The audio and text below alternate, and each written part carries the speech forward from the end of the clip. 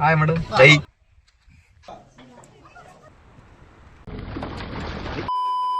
Welcome to daily days blog day 7.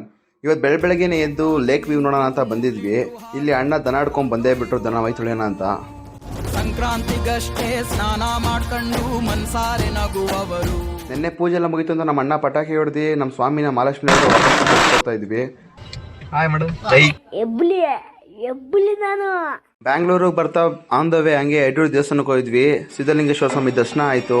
ಹಂಗೆ ಮೆರವಣಿಗೆ ಮಾಡ್ತಿದ್ರು ನೋಡ್ಕೊಂಡು ಆಚೆ ಬಂದರೆ ಇಲ್ಲಿ ಅಕ್ಕ ಕುದುರೆ ರೈಡ್ ಮಾಡ್ತಿದ್ರು. ಆಮೇಲೆ ಕಣ್ಣಲ್ಲಿರೋ ಕಸನೆಲ್ಲ ಕ್ಲೀನ್ ಮಾಡ್ಸೋಣ ಅಂತ ಅಜ್ಜಿ ಹತ್ರ ಹೋದ್ವಿ. ಯಡೂರಿಂದ ನಿಯರ್ ಬೈ ಎಲ್ಲ ಇದೆ, ಸಖತ್ತಾಗಿ ಕ್ಲೀನ್ ಮಾಡ್ತಾರೆ. ಕಣ್ಣಲ್ಲಿರೋ ಕಸ ಎಲ್ಲ ನೀಟಾಗಿ ಆಚೆ ಬಂತು. ಎಷ್ಟಿದೆ ನೀವೇ ನೋಡಿ, ಎಷ್ಟಿದೆ ಅಂದರೆ ನನಗೆ ನಂಬಕ್ಕಾಗಲಿಲ್ಲ. ಇಷ್ಟೊಂದೆಲ್ಲ ಬಂತು ನನ್ನ ಕಣ್ಣಿಂದ ಅಂತ ನಾನೇ ಶಾಕ್ ಹೋಗ್ಬಿಟ್ಟೆ.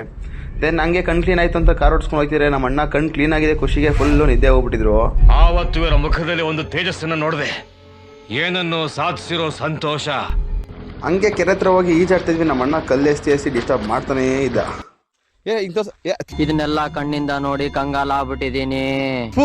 ನೋಡಿ ಇಂಥ ಚಪ್ರಿ ಬಾಯ್ಸ್ ಇವರು ಇದರ ದೊಡ್ಡ ಇರಿಟೇಷನ್ ಫೆಲೋ ಅಂತ ಇವ್ರ ಹೆಸರು.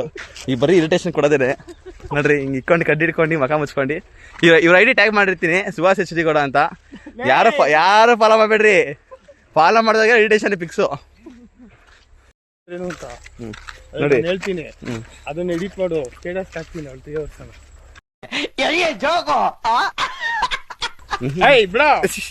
ಆಯ್ತು ಅಂತ ಮರಕ ತೆಳ್ಳಿ ಕುತ್ಕೊಂಡು ಕೊಟ್ಬಿಟ್ಟು ಹಂಗೆ ನಾವು ಹೊರಡ್ವಿ ಬೆಂಗಳೂರು ಕಡೆಗೆ.